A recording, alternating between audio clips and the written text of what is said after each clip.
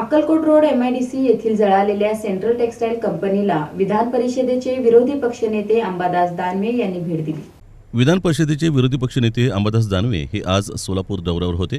त्यांनी सोलापुरातील MIDC central textile या ठिकाणी भेट दिली। इथं आगीच्या घटनेत 8 नागरिकांचा मृत्यू झाला होता।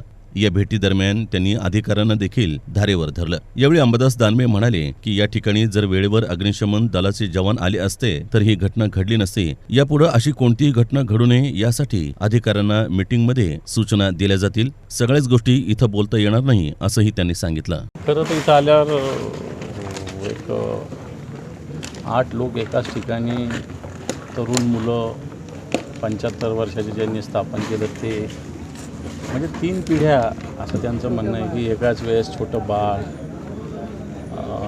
एक तर वेदना होतात, कामगार पण गेले। पण त्या सगळ्या गोष्टी जर बघितल्या, ठीक आहे, निश्चित सोलापूरमध्ये अशा पद्धतीनं ही सगळी इंडस्ट्री आहे, पण तो नियम कायदे MIDCने सगळ्या गोष्टी बघण्याची आवश्यकता आहे।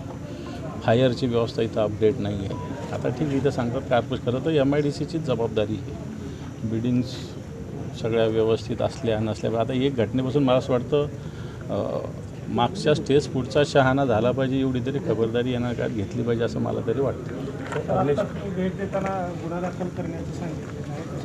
गुन्हा हा नॅचरली दाखल होत असतो, पण याची सिस्टीम आहे, कारण हा इंडस्ट्रियल एरियामध्ये पोलीस डायरेक्ट गुन्हा नाही दाखल करत। एक MIDCची डिश नावाची यंत्रणा आहे, ती सगळा रिपोर्ट पोलिसांकडे हे करते आणि नंतर गुन्हा दाखल होतो। पोलिसांनी प्राथमिक तपास केला असेल, परंतु याची सिस्टीम जनरल लोकांना वाटते तशी सिस्टीम याच्यातली गुन्हा दाखल आणि हा गुन्हा दाखल होत असतो। याला काय आजचा उद्या होईल एवढंच, पण गुन्हा तर दाखल झाल्याशिवाय राहणार नाही एवढं तर नक्की। आज कशा प्रकारच्या सूचना मी आता सगळ्यांसमोर काही बोलत नाही, नंतर अधिकाऱ्यांशी बोलतो, सगळ्यांसमोर काही गोष्टी सदोष मनुष्यवधाचा गुन्हा दाखल करण्याची मागणी होती। सदोष मनुष्यवधाचा तो तर झालाच असेल, नाही, अजून नाही झाला, होईल तो सदोष मनुष्यवधाचा गुन्हा दाखल होईलच। ज्या दिवशी घटना असं नाही, कोणी अधिकारी असो नाही तर नसो, फायर ब्रिगेड यंत्रणा सक्षम असते त्या सगळ्या गोष्टी झाल्या असत्या।